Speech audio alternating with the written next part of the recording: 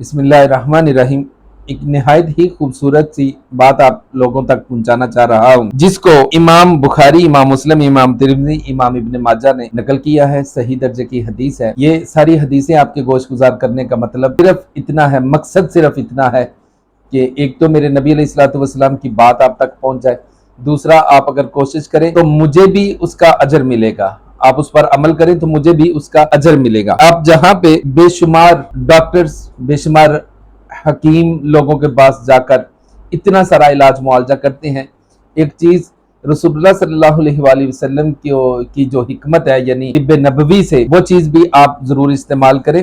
نہایت خوبصورت چیز ہے اور اس کا کوئی سائیڈ ایفیکٹ نہیں ہے، آپ کھائیں گے فائدہ ہوگا، یعنی کھا لیں فائدہ ہوگا، اس کا قطعاً کوئی نقصان نہیں ہوگا۔ اب تندرست بندہ کھائے پھر بھی خیر ہے، کوئی بیمار بندہ کھائے اس کے لیے تو اس میں شفا ہے۔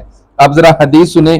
ان ابی ہریرہ رضی اللہ تعالی عنہ انہ سمع رسول اللہ صلی اللہ علیہ وآلہ وسلم یقول ان فی الجنة السوداء شفاء من کل داء الا السام۔ حضرت ابو ہریرہ فرماتے ہیں کہ میں نے رسول اللہ صلی اللہ علیہ وآلہ وسلم کو یہ فرماتے ہوئے سنا کہ کالے دانے میں سام کے علاوہ ہر مرض کا علاج ہے۔ یقول ان فی الحبۃ السوداء، حبۃ السوداء، وہ میں نے شاید جنت لفظ پڑھ دیا تھا، اصل کیا لفظ ہے؟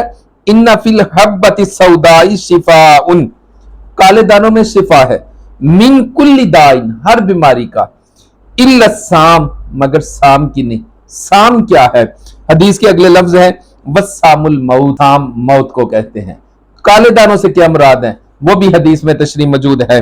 والحبۃ السوداء الشونیز، کالے دانوں سے مراد کلونجی۔ یہ کلونجی ایسی چیز ہے کہ موت کے علاوہ ہر مرض کا علاج، ہر مرض سے شفا اللہ نے اس میں رکھا۔ آپ پیٹ کی بیماریوں سے مبتلا ہیں، آپ کو گیس کا معاملہ ہے، کوئی بھی اس طرح کے معاملات ہیں، آپ کلونجی کو استعمال کریں، انشاءاللہ مصطفیٰ جانے جانا صلی اللہ علیہ وآلہ وسلم کی جو الفاظ ہیں کبھی غلط نہیں ہوں گے۔ آپ یقین رکھ کے اللہ پر استعمال کلونجی کو کریں، اللہ بے شمار بیماریوں سے نجات عطا فرمائے گا۔ صلاۃ و سلام علیک یا رسول اللہ۔